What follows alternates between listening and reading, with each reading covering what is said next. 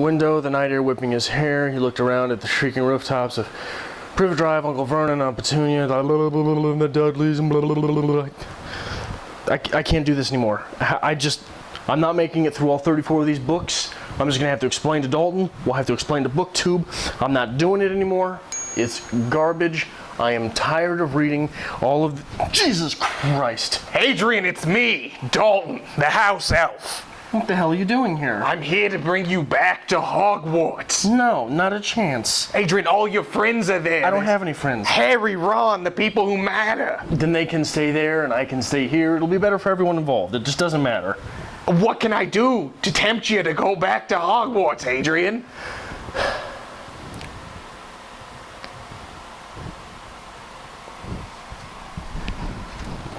Oh, good Lord. Is that a 9 3/4 inch wand, or are you just happy to see me? I like to think it's average.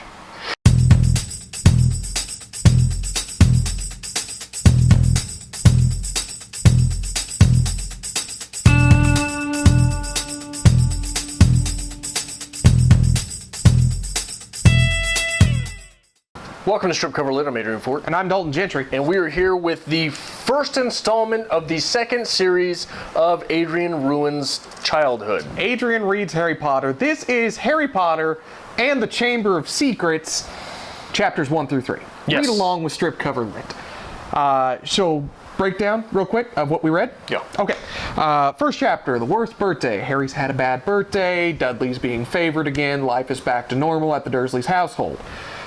Second chapter, we get introduced to Dobby. Dobby ruins everything, and Harry Potter receives a letter for using magic as an underage wizard in the Muggle world. Although he didn't really do it, it was Dobby. Whatever. And the Burrow. Ron and Fred and George bust Harry out in a flying car. They go to the Burrow, we meet the Weasley family, and all is better. Just a quick response to the title of the first chapter. What was the title of the first chapter? The worst birthday. Wasn't that the title of the first chapter of the last book? I don't remember. I think he mentioned having the worst birthday ever Yes. in the first book. So, reoccurring. So, hold on. Is it though? Is it better to have loved and lost than never to have loved at all? Because Harry Potter has lived this past year. Is it Yes. better to have lived and lost than never to have lived at all? Think of that age group. At 12 years old. Is he 12? He's 12. I thought he was younger than that. I thought he turns 11 at the beginning of the first book. Does he? Okay. So he's 12. At that age, seeing your relative receive everything and nobody acknowledges your birthday, that's a big deal to a kid. That's a huge deal. Now, if no one acknowledges my 26th birthday in June, all right, another day, going to work. But at 12, that's a big deal. So I think that's what happened in the first book as well. It did. But he has become a wizard. So is Yes. it really worse than the first book? He's had a taste of wonder. I think he's and just being melodramatic. Is that what it is? Yes. Or the grand melodramaton? Yeah. Melodramaton. Melodramaton, excuse me. Yes. Is that what you're going to write for the hot and sticky? That might be it. We'll get there. We'll get there. Anyway, anything else from these chapters that you really want to touch on first? Well, something that strikes me with writing, Okay. the writing quality here, there were a lot of similes in the first chapter alone. Okay. Now, I'm not saying that there were not similes in the first book. I don't remember them. Which means one of two things. One, they are rare, or two, they are not memorable. Okay. Now, this leads deeper into writerhood. There are two types of simile. Ones that are so bad you're not going to forget them, and two, those that are so good you'll always remember them. Some of these similes are memorable. Yeah. Finally, on this point here, finicky writers don't use similes out of fear. All right. So bad writers who know they're great writers use simile, and great writers who know how to use simile use simile. So what this tells me is that Rowling's really feeling her writerhood here. Okay. For the better or worse, she's really feeling her writerhood here. And I've argued this with you a long time because you did not enjoy the first book. You thought it was poor. I didn't. That's not fair. She grows as a writer, and this, again, we've talked about it, is a very interesting case where you can actually see her growth. This is the second book. The first book, I think at this point when she was writing this one, it had a little success, but it hasn't boomed yet. Right, and that's what leads me into my second point.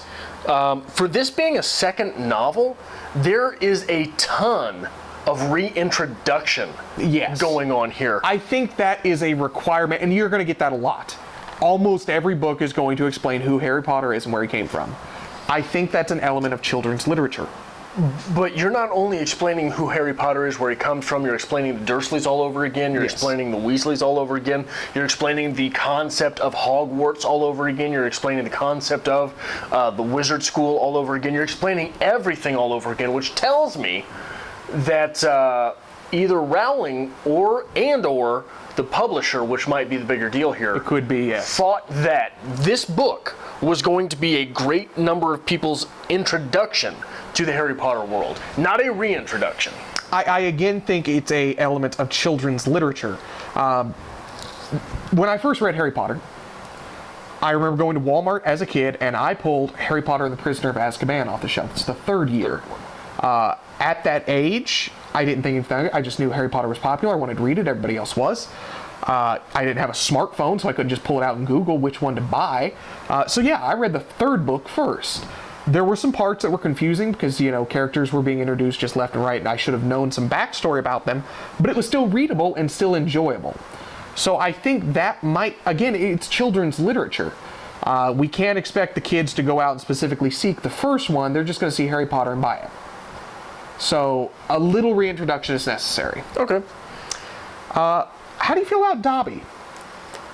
I'm suspicious of Dobby. Dobby is either an overprotective mother, or Dobby is set there by someone nefarious to do nefarious things. Okay. Because there was that, like you mentioned, the use of magic where there should not have been any. Yes.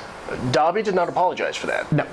Dobby disappeared after that? Yes. Immediately after that. But Dobby did what he believed was necessary to protect Harry Potter. Is that what it was? Oh, absolutely. Okay. The concept of a house elf. Did you read into that a little bit? No. Give that some thought? I don't think so. I think that is one of her first introductions to a major issue that she's going to tackle through a fantasy world.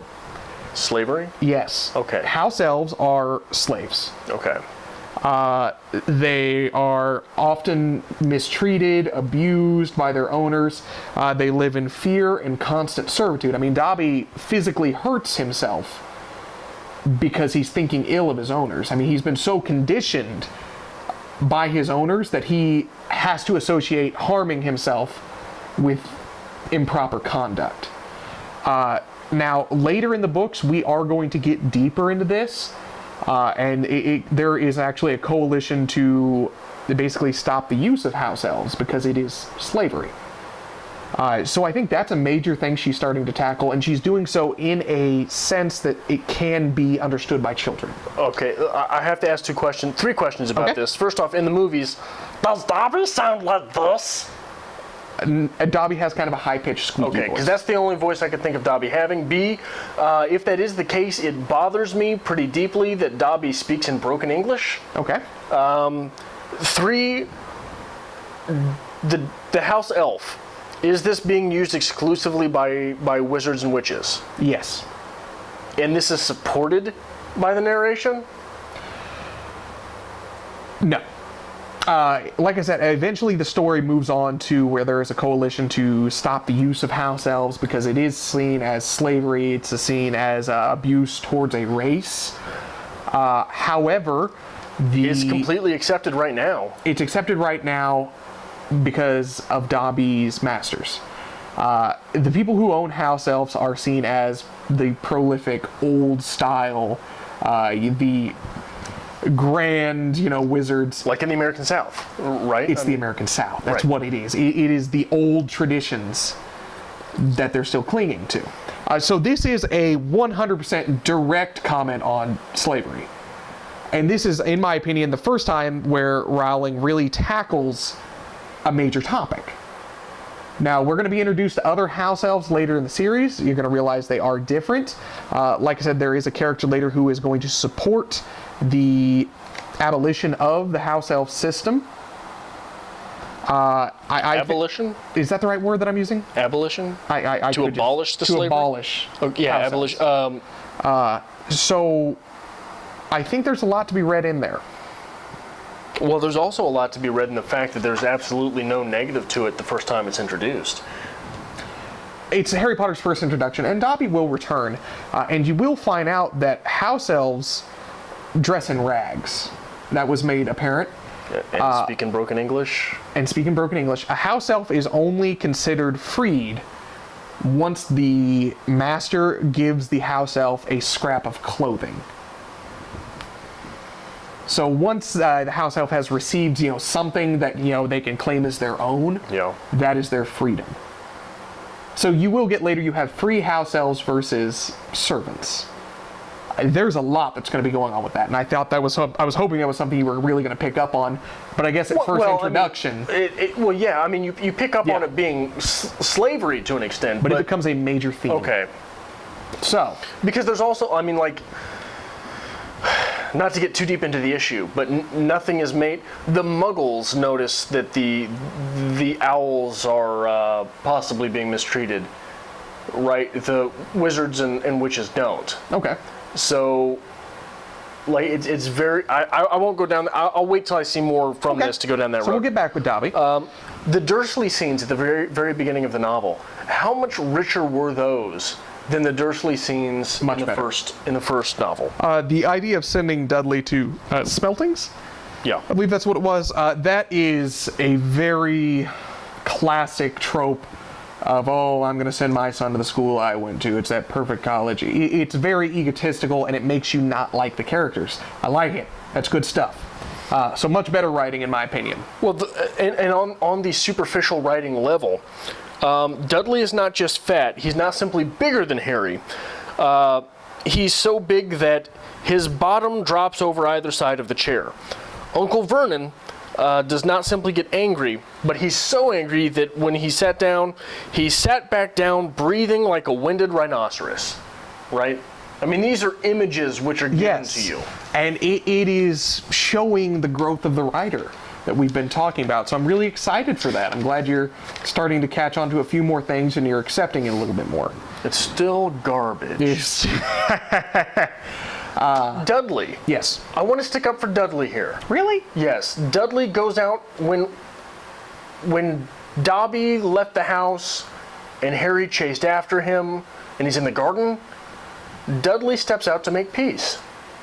You think so? Dudley steps out to make. Let me see if I talk on Dudley for a little bit. I want to see if I can find the quote. I don't think Dudley steps out to make peace. I think Dudley steps out. It's that sibling relationship where I'm going to go out and I'm going to poke the bear until mom and dad show up. I don't think that's what it is. I don't know.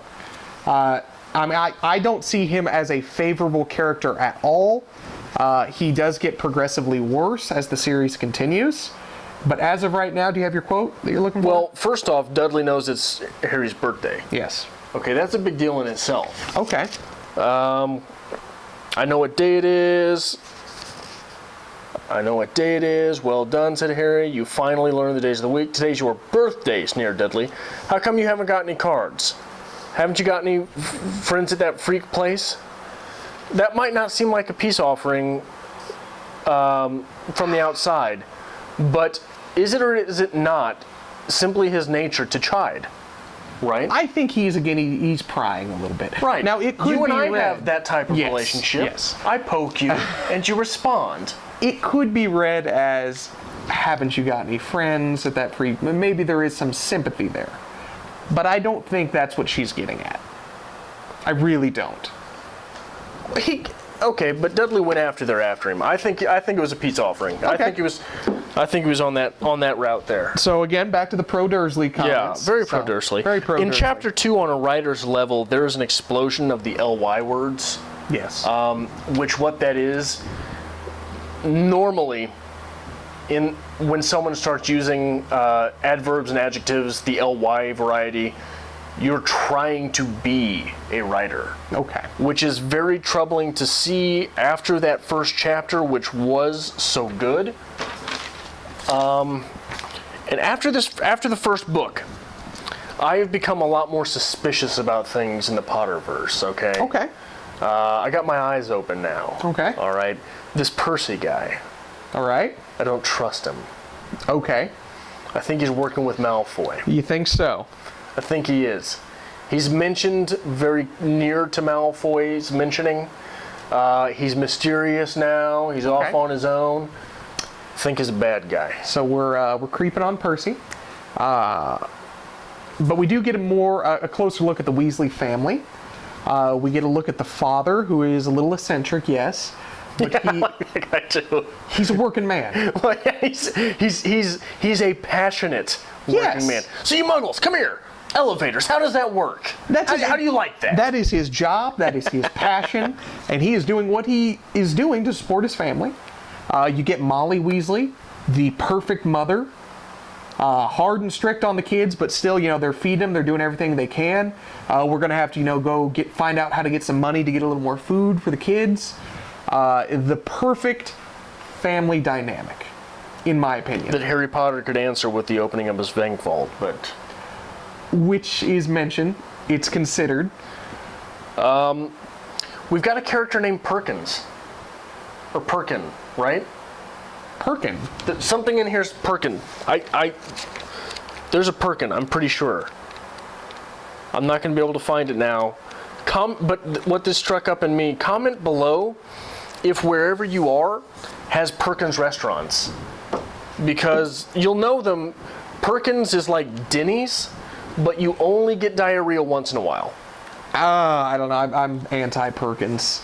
I only go there when I hate my life.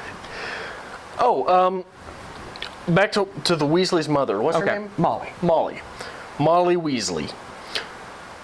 There's that scene where the Weasley kids are being berated by their mother, right? La, la, la, la, la, la, la. Give us Harry Potter's point of view during that scene. Okay. I don't think. Look, I didn't have many friends growing up, but I don't. Surprise, but I don't think there's anyone who cannot relate to that awkward trance that that just overwhelms you when you're with your friend and your friend's parent is yelling at them. Yeah, right. There is a level of awkwardness there. So I think that that would be huge in a children's book, right? Okay. Because that's one of those moments where you're not just liking Harry Potter, you strongly identify. And I think on a writing level, those are the moments that you depend on in a novel or a novel series to really sell the identification of your reader with your protagonist, not just your characters are liked by your readers. Once you subtly, underhandedly, and very sneakily imbue your reader with the same emotion that your protagonist is enduring, you've sold them. I like Molly Weasley. She's one of my favorite characters. She is a secondary character. You don't get her very often. She goes a little more prolific in the later books. But the reason I like Molly Weasley, and I hope I'm not stepping on my own toes here and muddling film and book. It's been a long time since I've read the last book, but I've seen the film a lot. Should I cover my ears? No, I think this is acceptable. This helps. I can't hear you. Stop it. Molly Weasley. Stop it! Molly Weasley in the last book transcends children's literature and moves into more adult themes. Is it like The Graduate? In a single line. Does she come on to Harry Potter? No. That would be delightful. In a single line, and it's one of the only instances that I can think of where adult language is used, she drops the line something along, "Get away from my daughter, you bitch." And I love it. And she's just a wonderful character, and that's what just completely sells me on that. She is the only adult character, and she's only adult because she is protecting her kids. She is Molly Weasley throughout. That's why I like her. Okay. The other Weasleys all there. We do hear a little bit about the older brothers, Bill and Charlie. Not much is mentioned. We get a little more of them later on, but they are again tertiary characters. Okay. We get to know a little bit more about Fred and George, a little bit about Ron. We get to meet Ginny for the first time, the youngest daughter, who has an infatuation with Harry Potter because he's Harry Potter. And that's pretty much it for the first 3. We're easing into this book. And we also get the first introduction of Gilderoy Lockhart. Yeah, I want to say real quick, I'm not reading the Guide to Household Pests for this channel or any other. Okay? It doesn't exist. Don't lie to me. It doesn't exist. I'm sure it's out there somewhere, at least in fan fiction. But I absolutely love it how there is a... Canon. Yeah. There's a pop lit writer for housewives. There is a Harlequin writer for the Wizarding universe. That's wonderful. Yeah. She's making fun of the writing process now. It's beautiful. So a little bit better than the first one, you think? Yeah, so far. So far. We're starting to work with some things. We're going to get back next week with chapters 4 through 6. Well, I've got one more thing to talk about. One more, please. Harry's absolutely, like, remember when they have to de-troll the garden? Yes. De-gnome? Yes. De-gnome the garden. Harry's absolutely infatuated with this. Yes. This reminds me of a story from my own life. When I was younger, 20-ish, I was really struggling with the question of religion. Okay. And I had recently taken up a new job. I was working 3 jobs at the time.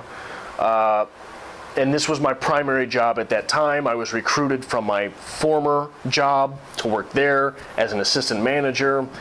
And because I really got along with a manager there. And one of the stories he told me about religion, which I was going to him for, was that I think they were Baptist, and he said his wife would always be a stronger Baptist than he was, despite the fact that he was extremely religious to the extreme. But his wife would always be a stronger Baptist than he was because his wife found baptism later in life. He was raised a Baptist, she was not. Okay. And I think this sort of echoes that sentiment, that someone who chooses to be something is going to be stronger at something than someone who's never known any different. Okay. Right? The boys go out there to de-gnome the garden and they're, damn it. It's very Tom Sawyer-ish. Right. It's painting the fence. But Harry is infatuated with the idea of meeting these gnomes. Fair enough. And if you got to get rid of the gnomes, that's just what you do with the gnomes. But I want to meet them. It's business. Yeah. But it's new to It's interesting. Okay. Right? It's something that he has taken interest in, found interest in. He has come to, as opposed to, oh, well, it's Sunday, you go to church. Yeah. So we're working with some things here. We are. And that's a good thing. We will be back next week with chapters 4 through 6. Adrian reads Harry Potter and the Chamber of Secrets this time around. Again, if you didn't catch our video last week, I will be the only person reading and viewing these comments. I have noticed a couple people have dropped some major spoilers. That's great, because Adrian's still in the dark. So if you have any comments, questions, let me know, and I will somehow incorporate them in without blowing it out of the water. I don't need your comments anymore. No, he doesn't need your comments. I'm post comments. Post comments. Not posting comments, but post comments. Make sure you hit that subscribe button. Follow us on Facebook at StripCoverLit and Twitter. Drop us a like. Drop us a like. Or a dislike. Our dislikes are rapidly growing at this point. Isn't that nice? Yeah. So, A little bit of hatred. send us a message at StripCover on Twitter, whatever you need, and we'll be back next week with more of this.